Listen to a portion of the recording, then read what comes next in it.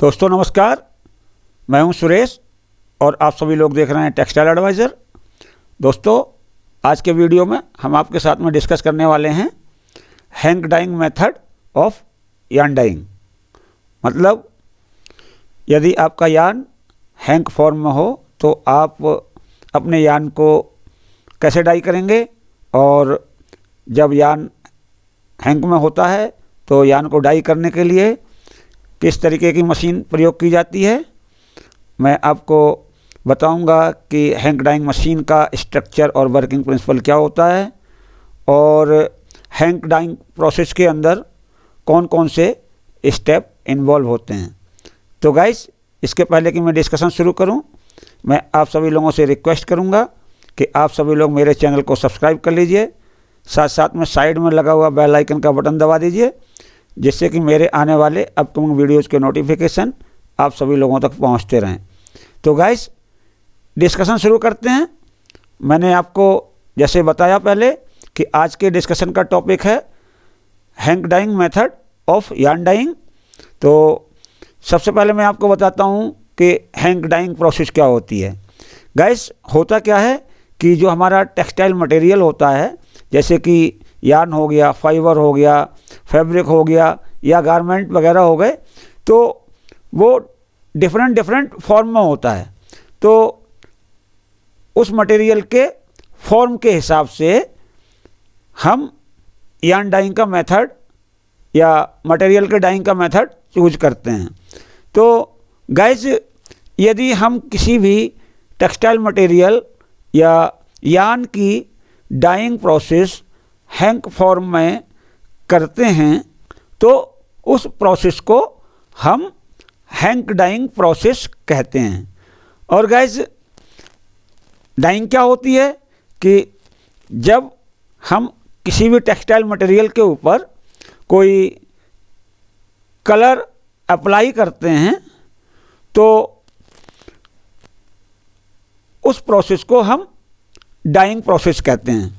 Guys, मैं आपको आपकी जानकारी के लिए बता देता हूं कि जो हमारी यार्न डाइंग प्रोसेस होती है तो उसको करने के दो मेथड होते हैं। पहला मेथड होता है हैंग डाइंग मेथड और दूसरा मेथड होता है पैकेज डाइंग मेथड। तो चूंकि आज के डिस्कशन का टॉपिक हैंग डाइंग मेथड है, तो आज के वीडियो में सिर्फ हम आपके साथ में hang dyeing method of yarn dyeing discuss करने जा रहे हैं। गाइस, जब कोई भी यार्न हैंग फॉर्म में डाई किया जाता है तो जिस मेथड के द्वारा आप अपने यार्न को जो हैंग फॉर्म में है उसको डाई कर रहे हैं, उस मेथड को आप हैंग डाइंग मेथड बोलते हैं। गाइस, जो हैंग डाइंग होती है वो ओपन वेसल के अंदर की जाती है, और हैंग डाइंग प्रोसेस के अंदर जो टेम्परेचर होता है उसके लिमिटेशंस होते हैं। आप ओपन वेसल के अंदर 100 डिग्री से ऊपर टेम्परेचर नहीं ले जा सकते।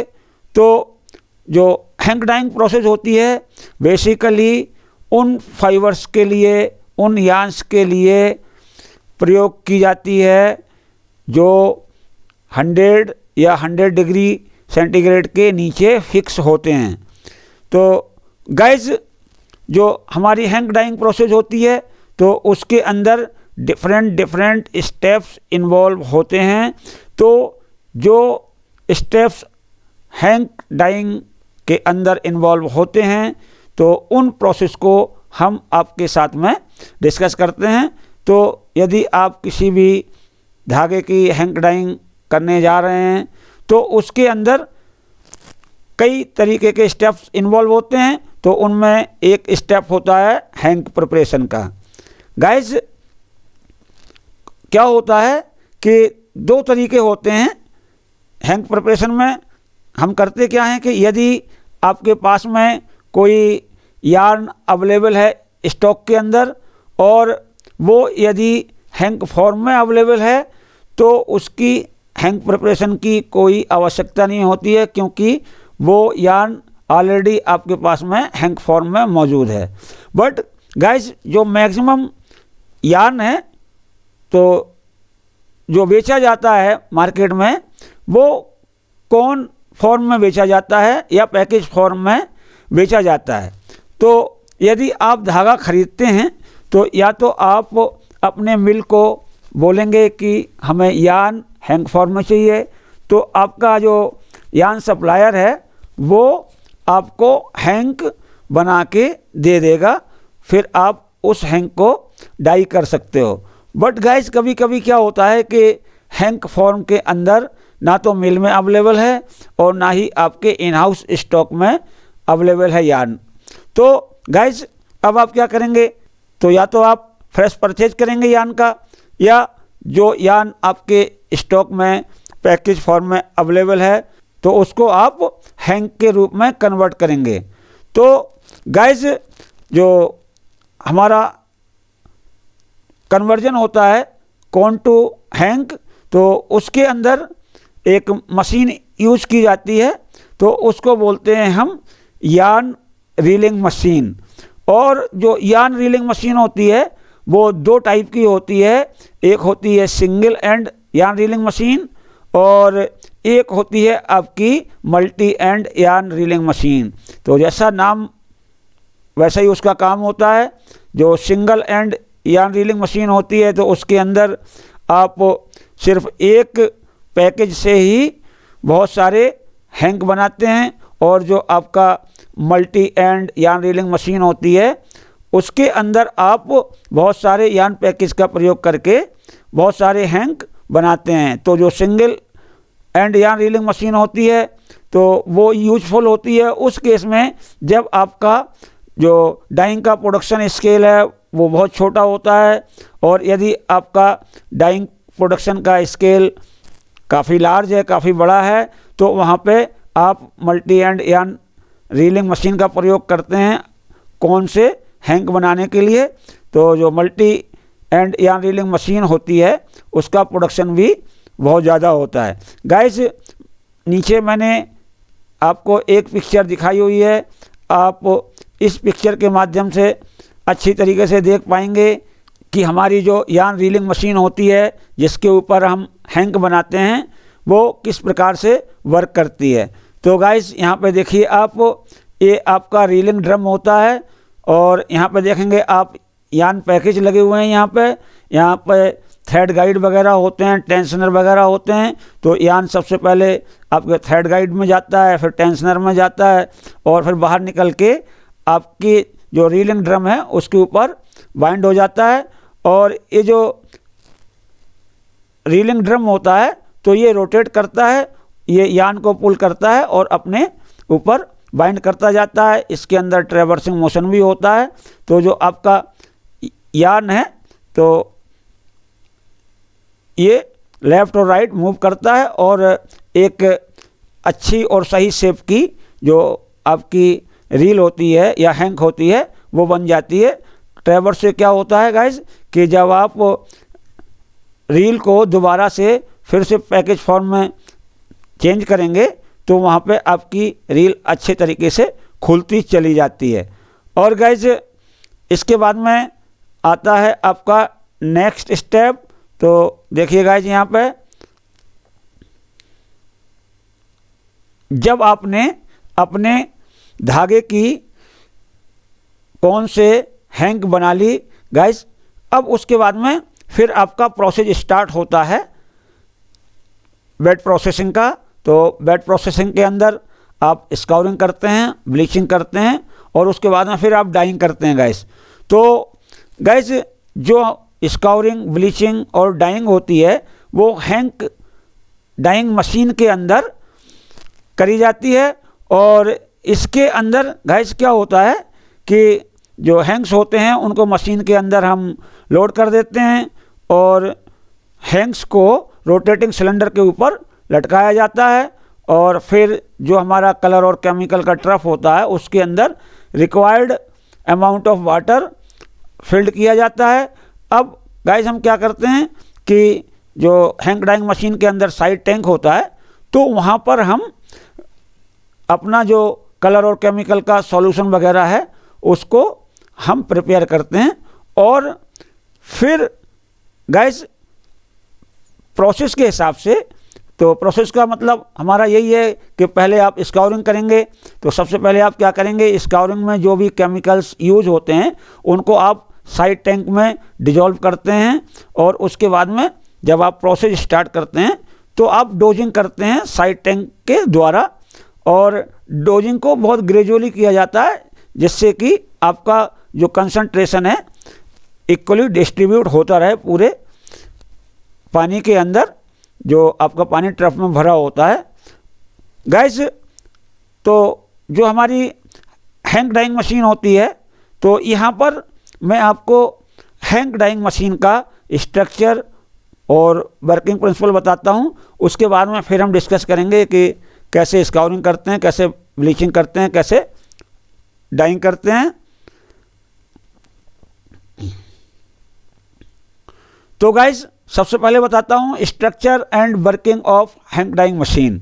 तो जो हैंग डाइंग मशीन होती है तो उसके मैं पार्ट भी बताता जाऊँगा साथ में, और आपको ये भी बताता जाऊँगा कि इनका फंक्शन क्या होता है। तो गाइज, जो हमारा हैंग डाइंग मशीन होता है तो उसका सबसे मेन पार्ट होता है कलर एंड केमिकल्स ट्रफ। तो ये स्टैंडर्ड क्वालिटी की या बहुत अच्छी क्वालिटी की स्टेनलेस स्टील से बना होता है, और ये जो मटेरियल होता है वो कोरोजन रेजिस्टेंस होता है, मतलब जंग प्रतिरोधी होता है। इसके अंदर जंग नहीं लगती है।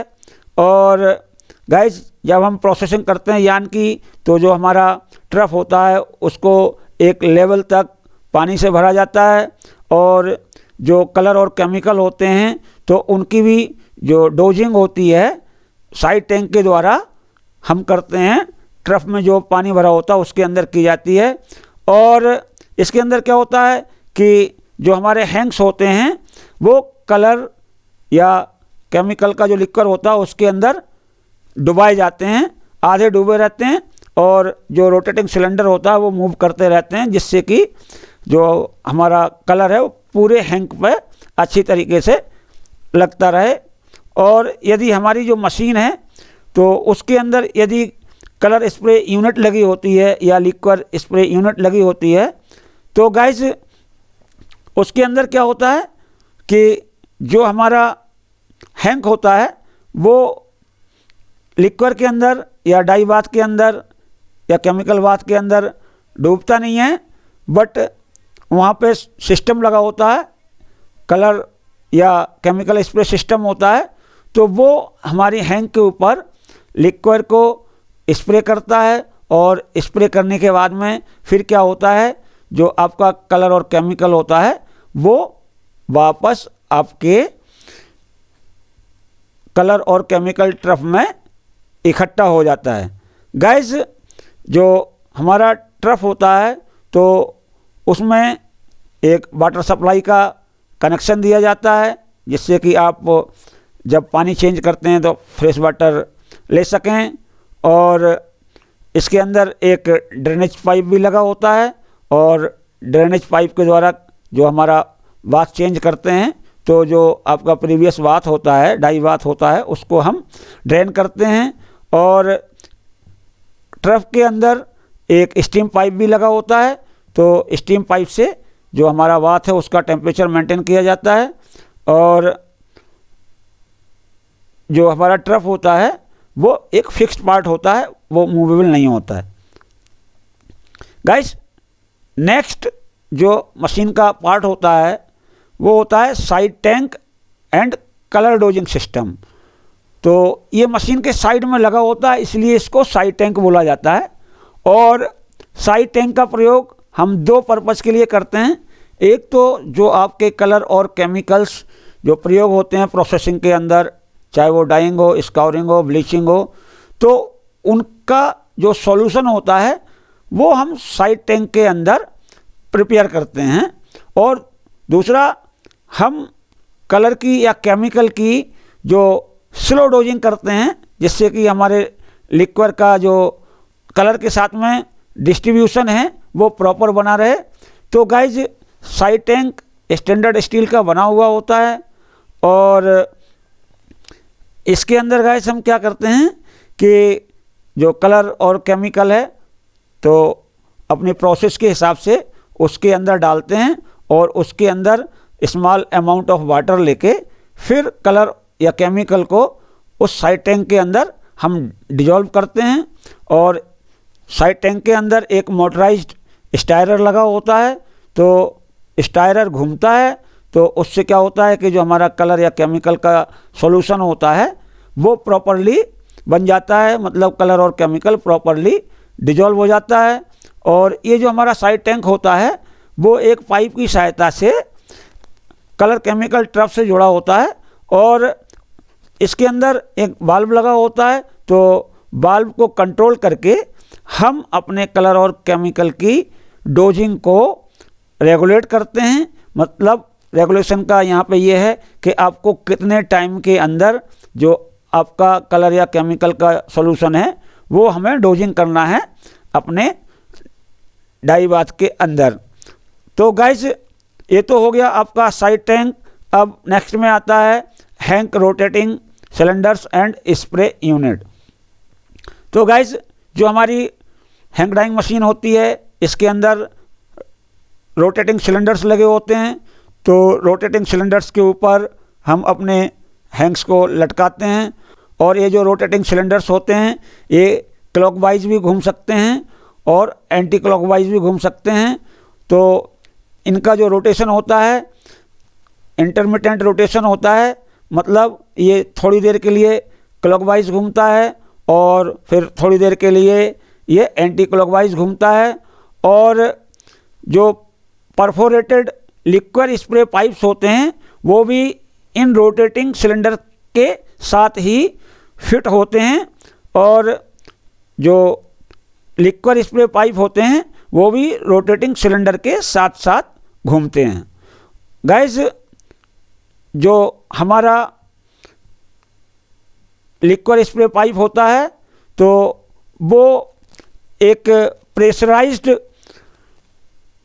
लिक्विड सप्लाई से अटैच्ड होता है, कनेक्ट होता है।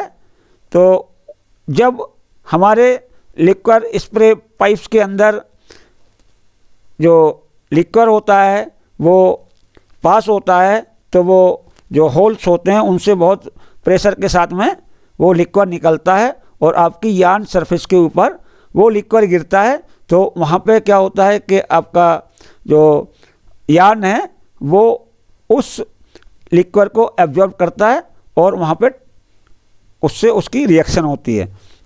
गाइस इसके बाद में आता है आपका लिक्विड सर्कुलेशन पंप। तो गाइस देखिए लिक्विड सर्कुलेशन पंप कैसे काम करता है और इसका फंक्शन क्या होता है। तो लिक्विड सर्कुलेशन पंप के अंदर क्या होता है कि एक इनलेट होता है और एक आउटलेट होता है।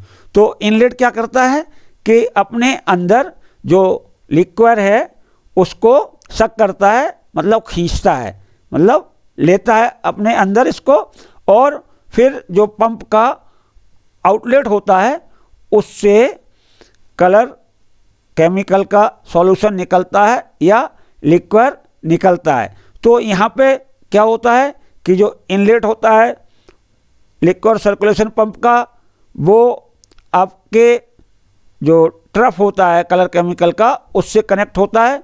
तो कलर केमिकल के ट्रफ से हमारा लिक्विड सर्कुलेशन पंप लिक्विड को लेता है और जो पंप है तो उसका जो आउटलेट होता है वो हमारे परफोरेटेड स्प्रे पाइप से कनेक्ट होता है।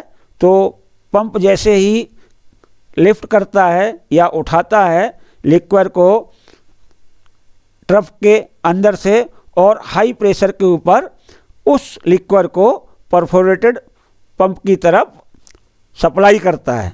तो उससे क्या होता है गाइस कि जो हमारा हाई प्रेशर वाटर होता है या लिक्विड होता है वो निकलता है आपके परफोरेटेड स्प्रे पाइप से और वो आपके जो हैंक्स हैं उनके ऊपर बहुत तेज़ी से गिरता है। गाइस नेक्स्ट में आता है आपका motor and reduction gearbox arrangement. तो गाइस जो हमारी मोशन होती है रोटेटिंग सिलेंडर की उसकी स्पीड को कंट्रोल करने के लिए हम एक सुइटेबल गियर बॉक्स का प्रयोग करते हैं। और जो हमारा गियर बॉक्स होता है वो एक इलेक्ट्रिक मोटर की सहायता से घूमता है। मोटर की जो मोशन होती है वो गियर को ट्रांसफ़र होती है और गियर आपके कनेक्ट होते हैं रोटेटिंग सिलेंडर से। तो जब आपका मोटर घूमेगा तो गियर बॉक्स घूमेगा और गियर बॉक्स घूमेगा तो आपका रोटेटिंग सिलेंडर घूमेगा। और चूंकि जो आपके हैंक हैं वो आपके रोटेटिंग सिलेंडर से लटके हुए होते हैं, तो जब रोटेटिंग सिलेंडर घूमता है तो हमारा जो हैंक है वो भी साथ साथ घूमता है। गाइज नेक्स्ट में आता है आपका कूलिंग कॉइल। तो गाइज होता क्या है कि बहुत सारे फाइबर्स होते हैं, तो उनके अंदर जो टेम्परेचर होता है तो उसको ग्रेजुअली रेज किया जाता है और एक सर्टेन लिमिट के बाद में फिर टेम्परेचर को ग्रेजुअली डाउन किया जाता है। तो जो हमारी मशीन होती है उसके अंदर हम जब सेटिंग पैरामीटर्स फीड कर देते हैं तो उसके हिसाब से हमारा जो स्टीम का कंट्रोल होता है वो उसी हिसाब से वाल्व खुलता है, बंद होता है। या इलेक्ट्रिकल हीटर लगे होते हैं तो वो भी एक प्रोग्राम के हिसाब से ऑन होते हैं, ऑफ होते हैं और हमारा जो टेम्परेचर होता है वो ग्रेजुअली बढ़ता जाता है। बट अब उस टेम्परेचर को यदि ग्रेजुअली डाउन लाना हो, मतलब स्टेप बाय स्टेप डाउन लाना हो, जैसे मान लीजिए हर 1 मिनट के अंदर आपको 1 डिग्री टेम्परेचर डाउन करना है या कम करना है, तो इस कंडीशन में जो हमारी कूलिंग कॉइल होती है वो इस काम को करती है। तो जो कूलिंग कॉइल होती है उसके अंदर क्या होता है गाइस कि जो फ्रेश वाटर होता है वो यूज किया जाता है और वहाँ पे हीट एक्सचेंजर भी लगा होता है। तो हीट एक्सचेंजर की सहायता से जो हमारा वात होता है उसका टेम्परेचर डाउन किया जाता है ग्रेजुअली।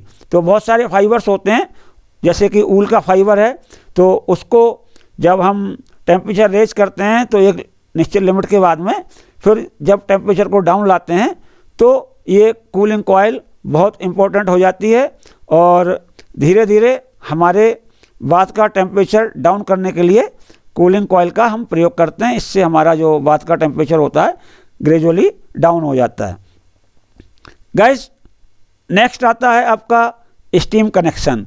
तो गाइस तो यदि आप हॉट डाइंग कर रहे हैं या टेम्परेचर डाइंग कर रहे हैं तो वहाँ पे आपको अपने डाई वात को गर्म करने के लिए या तो स्टीम की आवश्यकता होगी या आप वहाँ पे इलेक्ट्रिकल हीटर का भी प्रयोग कर सकते हैं। तो मशीन के अंदर क्या होता है कि एक स्टीम इंजेक्शन किया जाता है कलर केमिकल ट्रफ के अंदर। तो वहाँ पे जो आपकी स्टीम की मेन सप्लाई होती है उससे एक पाइप आपके कलर केमिकल ट्रफ में कनेक्ट किया जाता है और वहाँ पे आपका जो स्टीम वाल्व होता है वो ऑटोमेटिकली कंट्रोल्ड होता है।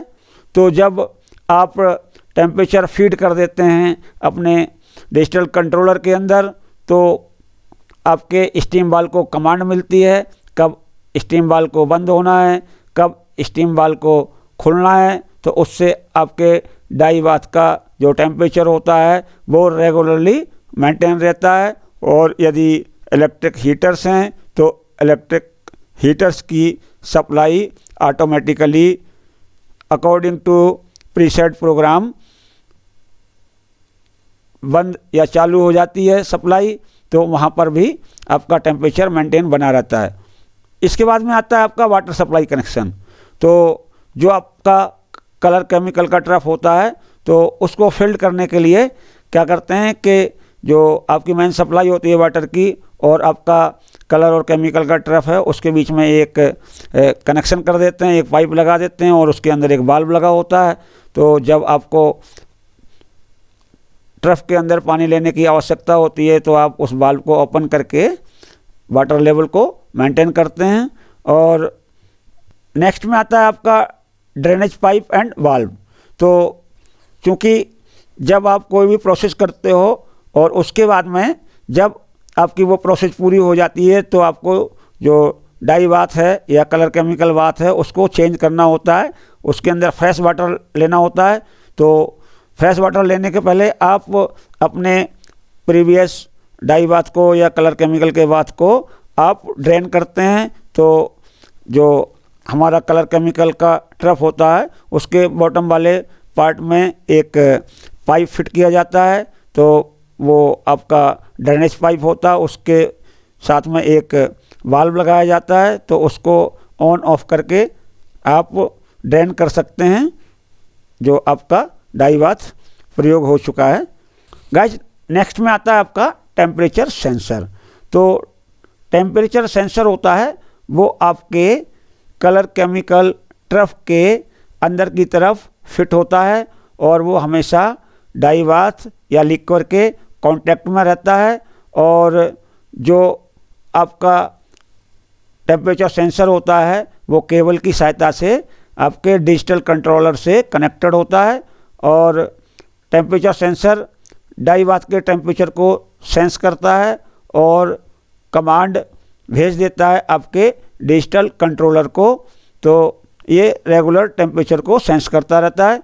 गाइस नेक्स्ट में आता है आपका डिजिटल प्रोसेस कंट्रोलर। तो गाइस डिजिटल प्रोसेस कंट्रोलर एक तरीके से हमारी हैंग डाइंग मशीन का दिमाग होता है, ब्रेन होता है। तो ये जितने भी ऑटोमेटिक फंक्शन होते हैं वो आपका डिजिटल प्रोसेस कंट्रोलर होता है, वो परफॉर्म करता है। और डिजिटल प्रोसेस कंट्रोलर के अंदर हम रिक्वायर्ड टेम्परेचर फीड कर देते हैं और जो स्टीम है या इलेक्ट्रिक सप्लाई है तो वो सारी की सारी डिजिटल प्रोसेस कंट्रोलर के द्वारा ही कंट्रोल की जाती है। और जो हमारा डिफरेंट प्रोसेस का प्रोसेसिंग टाइम होता है वो भी हम डिजिटल कंट्रोलर के अंदर या डिजिटल प्रोसेस कंट्रोलर के अंदर फीड कर देते हैं और मशीन को हम चालू कर देते हैं। तो जैसे ही कोई प्रोसेस पूरा होगा आपका जो मशीन है वो विप देगा या विसिल देगा, तो उससे आपको पता लग जाएगा कि हमारा प्रोसेस पूरा हो गया। इसके बाद में आप दूसरा प्रोसेस स्टार्ट करेंगे और ये आपके टेम्परेचर को भी कंट्रोल करता है। जो आपको ग्रेजुअली टेम्परेचर बढ़ाना है तो वो भी आप डिजिटल प्रोसेस कंट्रोलर में फीड करते हैं। आपको टेम्परेचर ग्रेजुअली घटाना है तो उसके स्टेप भी आप डिजिटल प्रोसेस कंट्रोलर में फीड करते हैं। तो गाइस ये है आपकी semi automatic hang dyeing machine. तो मैंने इसका स्ट्रक्चर बताया आपको। ये नीचे आपको दिख रहा है ये कलर और केमिकल ट्रफ होता है। तो इसके अंदर आप पानी भरते हैं और ये जो अपना साइड टैंक है तो इसके अंदर आप क्या करते हैं कि या तो कलर का सॉल्यूशन बनाते हैं या आप डाई का सॉल्यूशन बनाते हैं। तो इसके अंदर स्टाइल लगा होता है और ये आपका कनेक्शन जाता है नीचे से यहाँ पे आपके कलर केमिकल ट्रफ के अंदर। तो इसके अंदर जब आप सॉल्यूशन बना लेते हैं और जब आप मशीन स्टार्ट कर देते हैं इसके अंदर आप वाटर ले लेते हैं और वाटर लेने के बाद में फिर आप यहाँ पे जो वाल्व है उसको कंट्रोल करते हैं। तो धीरे धीरे आपका जो कलर और केमिकल होता है वो आपके ट्रफ के अंदर मौजूद पानी के अंदर मिक्स होता जाता है और उससे क्या होता है कि कंसंट्रेशन जो होता है वो धीरे धीरे बढ़ता है जिससे आपके धागे को नुकसान नहीं पहुंचता है। और ये जो आप देख रहे हैं तो ये है आपका रोटेटिंग सिलेंडर है और रोटेटिंग सिलेंडर के नीचे ये जो प्लेट लगी है तो यहीं पे आपके परफोरेटेड स्प्रे पाइप लगे होते हैं और स्प्रे पाइप कनेक्टेड होते हैं आपके लिक्विड सर्कुलेशन पंप से। तो जब परफोरेटेड पाइप के अंदर जब लिक्विड आता है प्रेशर से तो ये जो हैंग्स हैं इनके ऊपर बहुत तेज़ी से गिरता है और वो एब्जॉर्ब हो जाता है आपके हैंग्स द्वारा। तो वहाँ पे फिर रिएक्शन वगैरह होती है और पीछे आपका गियर बॉक्स लगा होता है, मोटर लगी होती है और आपका कंट्रोलर भी लगा होता है। तो वो सब आप देख सकते हैं और समझ सकते हैं।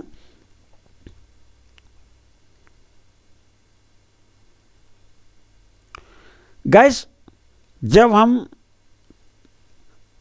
हैंक डाइंग मशीन के अंदर प्रोसेस करते हैं तो यदि आप कॉटन की डाइंग कर रहे हैं या किसी नेचुरल सेलुलोजिक फाइबर की डाइंग कर रहे हैं तो वहाँ पे स्काउरिंग प्रोसेस कंपलसरी हो जाती है। और स्काउरिंग प्रोसेस के अंदर जो आपके यान के अंदर नेचुरल इम्प्योरिटीज़ होती हैं धागे में, वो ख़त्म हो जाती हैं। और गाइस क्या करते हैं कि इस प्रोसेस के अंदर सबसे पहले हम यान को कास्टिक सोडा और वेटिंग एजेंट के साथ में ट्रीट करते हैं और वहाँ पे वाटर की हार्डनेस को कम करने के लिए सीक्वेस्टिंग एजेंट भी प्रयोग करते हैं। गाइस, यदि आपका यान रीजनरेटेड या मैनमेड यान है, रीजनरेटेड के अंदर आपका विस्कोज रेयॉन हो सकता है, बैम्बो हो सकता है, मॉडल हो सकता है, टेंसिल हो सकता है, तो इन यान्स के लिए स्काउरिंग की आवश्यकता नहीं होती है। वहाँ पे इस तरीके के यान को सिर्फ आप हॉट वॉश करते हैं और उसके बाद में उसको वेटिंग एजेंट के साथ में ट्रीट कर देते हैं, जिससे उसकी एब्जॉर्बेंसी बढ़ जाती है। गाइस, इसके बाद में आती है आपकी ब्लीचिंग प्रोसेस। तो ब्लीचिंग के अंदर गाइस क्या करते हैं कि जो नेचुरल सेलुलोजिक फाइबर्स होते हैं तो उनकी डाइंग करने के पहले हमें उनको ब्लीच करने की आवश्यकता होती है। और ब्लीचिंग के दौरान हम क्या करते हैं कि जो नेचुरल पिगमेंट्स होते हैं यान के अंदर उनको रिमूव किया जाता है। और जो हमारे वो ब्रोकन सीड वगैरह होते हैं, वुडन पार्ट वगैरह भी होते हैं, तो उनको भी हम इस प्रोसेस की सहायता से रिमूव कर देते हैं। तो ब्लीचिंग के अंदर हम क्या करते हैं कि हाइड्रोजन परऑक्साइड और परऑक्साइड स्टेबलाइजर लेते हैं, तो वो बात के अंदर डाल देते हैं और जो प्रीवियस बात है तो हम उसी को प्रयोग करते हैं। जो स्काउरिंग में हमने बात लिया था उसी के अंदर हाइड्रोजन परऑक्साइड और परऑक्साइड स्टेबलाइजर की हम डोजिंग करते हैं। तो उसके अंदर गैस क्या होता है कि जो परऑक्साइड होता है वो ब्लीचिंग एजेंट का काम करता है और जो स्टेबलाइजिंग एजेंट होता है वो प्रोसेस को स्टेबलाइज करने की कोशिश करता है और जो टेम्परेचर होता है उसको 90 से लेकर 95 डिग्री तक बढ़ा देते हैं। और जब हमारा टाइम पूरा हो जाता है प्रोसेस का, उसके बाद में हम उस बात को ड्रेन कर देते हैं। और इसके बाद में हम फिर क्या करते हैं कि जो हमारा मटेरियल है उसको फ्रेश वाटर से फिर वॉश करने के बाद में फिर हम उसको परऑक्साइड किलर से ट्रीटमेंट करते हैं। तो परऑक्साइड किलर से ट्रीटमेंट क्यों करते हैं? क्योंकि जो हमने ब्लीचिंग की परऑक्साइड की सहायता से तो उसके कुछ ट्रेसेस यान के अंदर रह जाते हैं, वो हार्मफुल हो सकते हैं यान के लिए। तो जो परऑक्साइड किलर होता है वो परऑक्साइड के जो रेसिड्यू है या ट्रेसेस हैं उनको टोटली ख़त्म कर देता है। इसके बाद में फिर हम यान को एसिटिक एसिड की सहायता से न्यूट्रल करते हैं और इसके बाद में जो हमारा यान है वो डाइंग के लिए रेडी हो जाता है। और यदि आप प्रोसेस कर रहे हैं रीजनरेटेड या मैनमेड फाइबर्स तो वहाँ पे फिर आपको ब्लीचिंग प्रोसेस की आवश्यकता नहीं होती है। आप स्काउरिंग ना करके पहले ही उनको वॉश कर देते हैं और उनकी वेटिंग एजेंट से ट्रीटिंग कर देते हैं, तो वहाँ पे आपका जो यान है डाइंग के लिए रेडी हो जाता है। गाइस, नेक्स्ट आता है आपका कलरेशन और डाइंग। तो इसके अंदर क्या करते हैं गाइस कि जो हमारा कलर केमिकल ट्रफ है तो उसके अंदर हम जो वाटर है उसका लेवल मेंटेन कर देते हैं। इसके बाद में हम डाई लेते हैं और अदर केमिकल्स लेते हैं तो उनको साइड टैंक में डिजॉल्व कर देते हैं। इसके बाद में फिर हम लिक्विड की डोजिंग करते हैं धीरे धीरे डाई बाथ के अंदर, और उसके अंदर जो हमारा फिक्सिंग एजेंट है या एग्जॉस्टिंग एजेंट है तो उसकी डोजिंग करते हैं डाई बाथ के अंदर जो हमारा स्टैंडर्ड डाइंग प्रोसीजर है या मेथड है उसके अनुसार।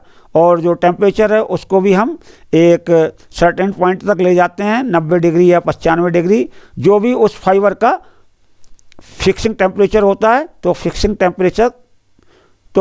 टेम्परेचर तक ले जाना होता है। और जैसे ही हमारा जो शेड है वो प्राप्त हो जाता है, जो रिक्वायर्ड डेप्थ है वो प्राप्त हो जाती है, तो हम क्या करते हैं कि डाई बाथ को ड्रेन कर देते हैं। इसके बाद में हम शॉपिंग करते हैं जिससे कि अनफिक्स्ड कलर है वो निकल जाए यान के अंदर से। और इसके बाद में फिर हम फ्रेश वाटर से उसको वॉश करते हैं, फिर उसको न्यूट्रलाइज किया जाता है माइल्ड एसिटिक एसिड की सहायता से। और फाइनली फिर यान को हम फिक्सिंग एजेंट से ट्रीट करते हैं, जिससे कि जो हमारी वॉशिंग फास्टनेस है वो इम्प्रूव हो जाती है। और इसके बाद में मटेरियल को फिर हम बाहर निकाल लेते हैं। तो गाइस, अब आपका जो हैंक यार्न है वो डाई होके तैयार है।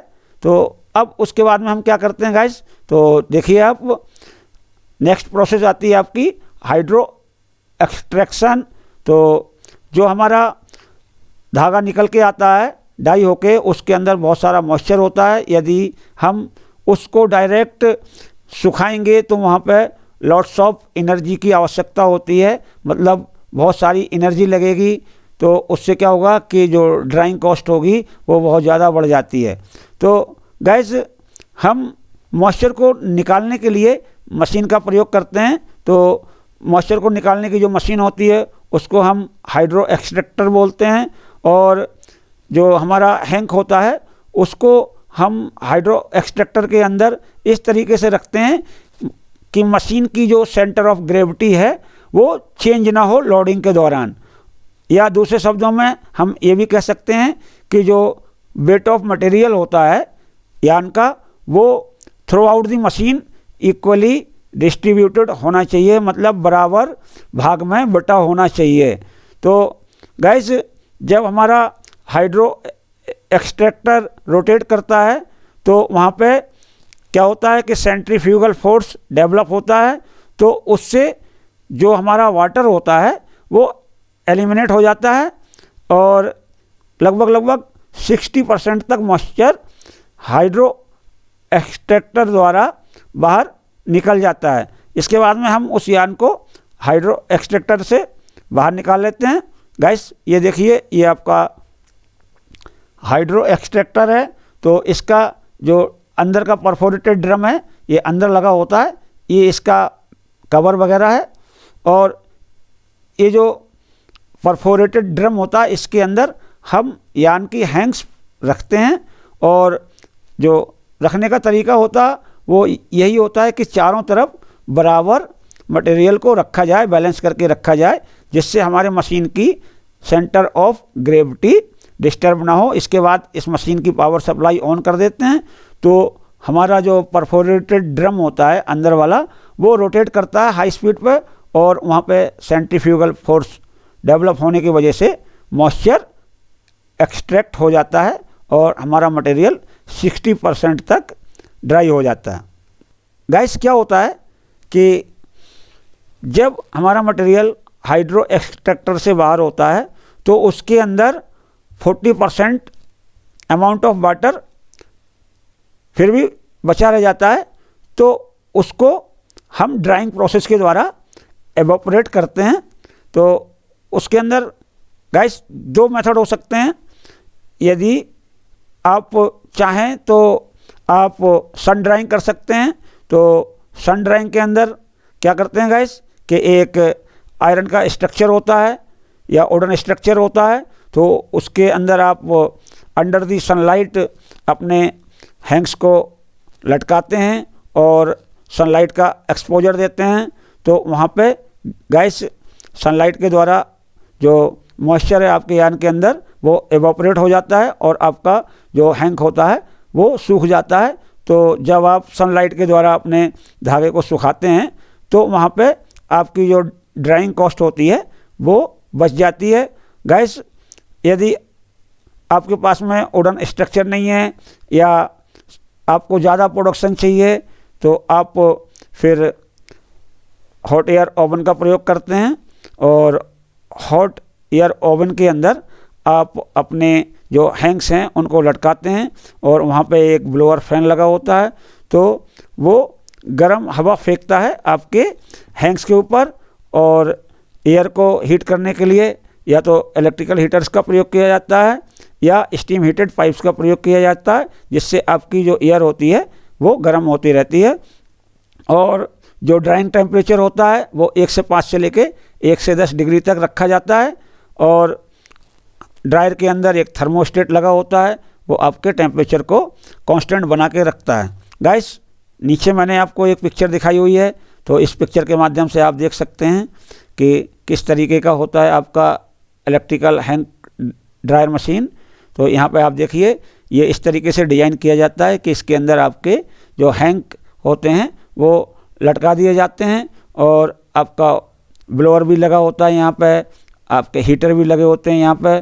तो जब ब्लोअर हवा फेंकता है और यहाँ पे ये जो आपका चैम्बर है इसका दरवाज़ा बाहर से बंद कर दिया जाता है, ये क्लोज हो जाता है। तो जब गर्म एयर आपके हैंग्स के ऊपर पड़ती है तो उनका मॉइस्चर एवापोरेट हो जाता है, वाष्पीकृत हो जाता है और हमारे जो हैंग हैं वो ड्राई हो जाते हैं। आपने रंगाई कर ली, मतलब धागे की डाइंग कर ली, आपने धागे को निचोड़ दिया, मतलब हाइड्रो एक्सट्रैक्टर की सहायता से आपने यान की स्क्वीजिंग कर ली और उसके बाद में आपने ड्राई भी कर लिया। अब आपका धागा डाई होके तैयार है। तो गाइस, होता क्या है कि जो भी हैंग डाइंग के बाद में जो धागा मिला या हैंग फॉर्म में जो यार्न होता है उसको डायरेक्टली ना तो वीविंग में यूज़ किया जा सकता है, ना नीटिंग में यूज़ किया जा सकता है, ना ही स्टिचिंग प्रोसेस में यूज़ किया जा सकता है। तो अब होता क्या है कि हमें हैंग फॉर्म को दोबारा से कॉन फॉर्म में बदलने की आवश्यकता होती है। तो उसके लिए हम guys hang to cone binding machine का प्रयोग करते हैं। तो जो हमारा hang to cone binding machine होती है वो हमारे हैंग में मौजूद यार्न को कॉन पैकेज में कन्वर्ट कर देती है। फिर उन पैकेज का इस्तेमाल आप वीविंग में भी कर सकते हो, आप नीटिंग में भी कर सकते हो, आप स्टिचिंग में भी कर सकते हो। तो गाइस, आप यहाँ पे देखिए, ये हमने दिखाया हुआ है hang to cone binding machine. तो इसके अंदर आप देख सकते हैं किस तरीके से आपकी प्रोसेस होती है। ये आपका रील होता है, तो ये एडजस्टेबल होता है। इसके अंदर इस तरीके से इसको डिज़ाइन किया जाता है कि छोटी भी हैंग हो उसको भी ये टाइट कर देता है और बड़ी हैंग हो उसको भी ये टाइट कर देता है। और ये जो आपका हैंग होता है तो इसके ऊपर लोड कर देते हैं, इसको अगर कहें तो हम चरखी भी बोलते हैं।